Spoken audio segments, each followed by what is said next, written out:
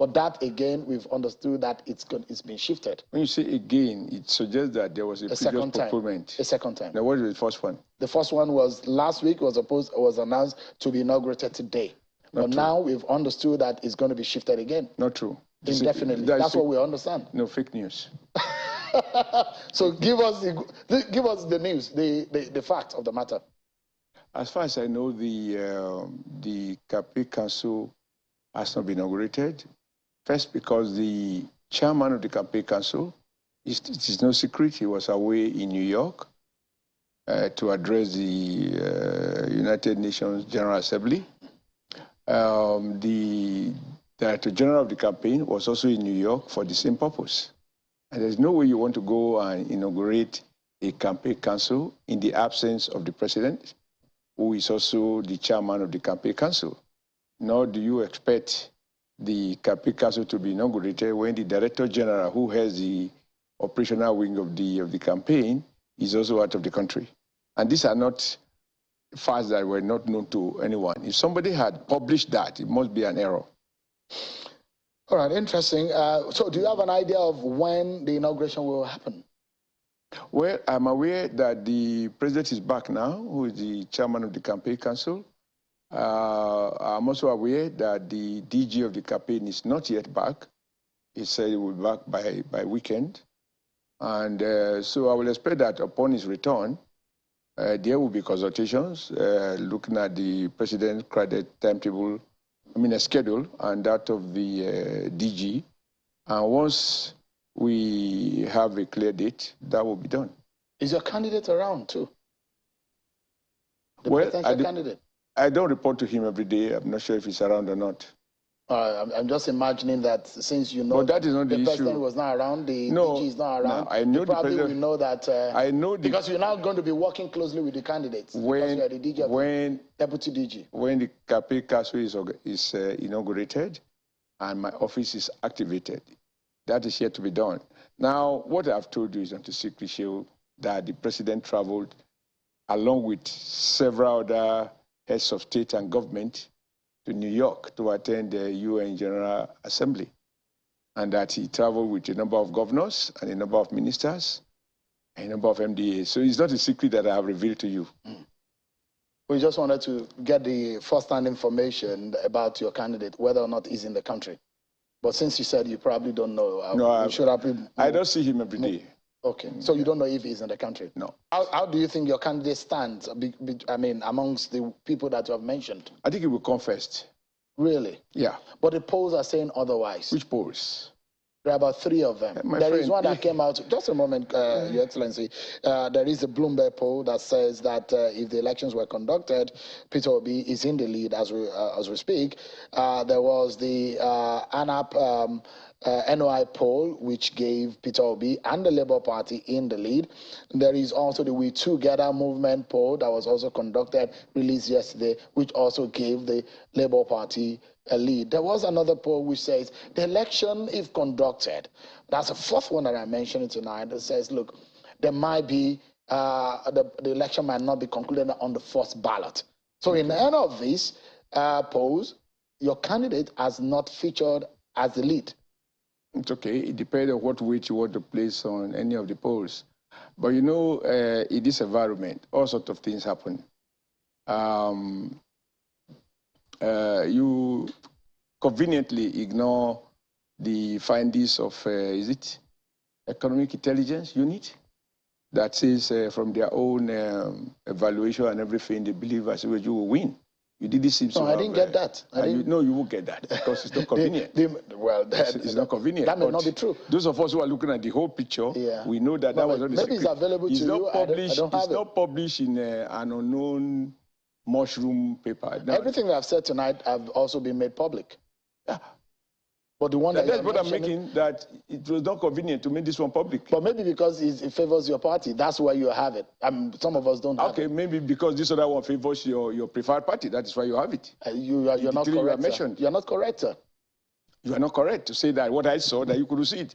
So, does it give you any kind of fear that this is a signal that this race might not be business as usual? I have no weight whatsoever on the so-called opinion poll, particularly when you look at who sponsors what.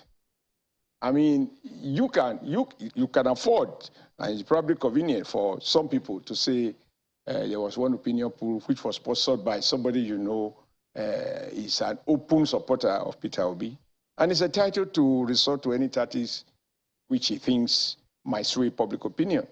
And the publisher of those polls, the sponsor of the poll which was mentioned, is not like an independent medium. There will be a lot of fake opinion polls, but they are not more than opinion polls. Even if they were published by fairly well-known, credible people who are seasoned, or organizations that are known to be seasoned in business of opinion polling. So, but let me tell you why. I mean, there are common sense bases to even dismiss these polls. The first is, just 4 years ago, His Excellency Atiku Abubakar and my very dear friend Peter Obi, former governor of Anambra, they had a combined ticket. I'm sure you know that. And that combined force challenged the APC, challenged Buhari, and unlike in 2015, Buhari scored more votes against the combined ticket of Atiku and Peter Obi. And my simple reasoning is, divided, united, they failed. How can they possibly win divided? And their constituency is the same. If you check Atiku's votes, Elijah Abubakar Atiku, you will find that he got more votes in the South-South and the Southeast than he got in the entire North. Check the record. So he was more favored in the South than in the North. Today, those votes in the South may at best, and if you check APC voting pattern, in 2015, we lost the Southeast and the South-South. Indeed, it's only in my senatorial zone that we delivered one senator in 2015. In 2019, Buhari again lost in the Southeast and in the South-South. The highest vote was from Edo State. Even at that, we got, I think, about 46% or 48%. So, if the voting pattern remains the same, namely that they will not vote for APC, which I don't think is going to be the case, because now we do have more people who have electoral, who can be described as having electoral asset that are now in APC, who were not there in 2019 and in 2015, who are now in APC. So I believe that everything considered, Peter Obi, His Excellency, maybe, I mean, the weaknesses is the fact that I don't think you have looked at the polls you talked about, whether they went to break it down as they do elsewhere and say in this part of the country, the blue state, the red state, the green state, so that we can have idea where are the voters coming from, because it is the sum total of those that leads to a particular outcome. So I'm confident that in terms of a unified figure, Senator Bola Ahmed Tinubu is ahead of the two of them. I've known you for... They will get what they couldn't get together. They can't get it as individuals. I've changed from 2015 to 2019 and 2023. Things are not the same. Correct. So you look at it, the polls favored your party in 2015 against the round of play. A sitting government defeated. In 2019, against, you had the upper hand. But this time around... The polls said so. The polls were saying that in the last two elections. But I'm not too sure. President Buhari is I'm not sure if we have the details. Yeah. No, President Buhari is not going to be on the ballot this time around. Absolutely. What effect would that have on your party? Well, the truth of the matter is, you said it, President Buhari is not eligible to recontest. And I believe APC will still benefit from his support base, because those who believe in him still believe in him. And the reasons they believe in him are still constant, namely, there's an honest man, a committed Nigeria, one that fought for the unity of this country, a man of few words, but he commands huge integrity. I don't believe that those qualities have gone. I believe people still respect him a lot for those reasons. And therefore, if he directs his followers, those who believe in him, that this is where, and he has done that in a recent statement issued on his behalf by one of his media aides, with all due respect to our elder statesman, Atiku Abubakar, he can't dispute the fact that where Buhari stands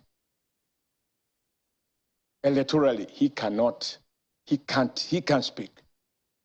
He is been tested and he failed. But you refuse to comment on the point I raised, that united between Atiku and Obi, bringing the Southeast and part of the South-South to Atiku's a little share in the North, that they were defeated. Now, Obi is running away with his own Eastern support. Atiku is clinging, and they're having challenges as part of the South. And don't think of Rivers alone. Even in Delta, they have challenges. You know, these are not things you need to talk about, because for us, the people we speak.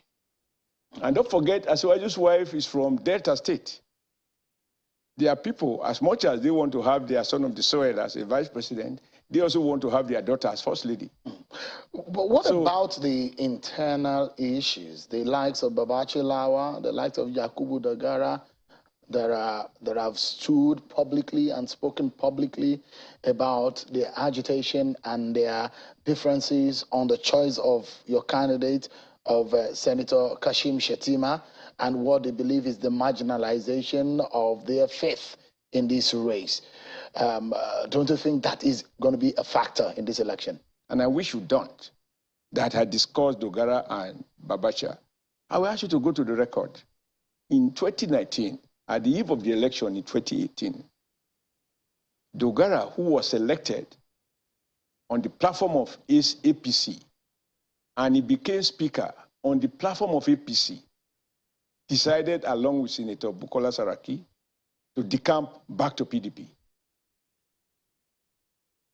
And yet, we won, as if Dogara never featured at all. Babacha, check the record. We lost his local government anyway in 2015 and in 2016, even when he was secretary to government. So if we can't even, he cut back on his local government, he doesn't command or have substantial electoral influence in his local government, even when he was secretary to government. Do you really want to say that you go to miss your sleep because now he has chosen to be the champion of Christian faith?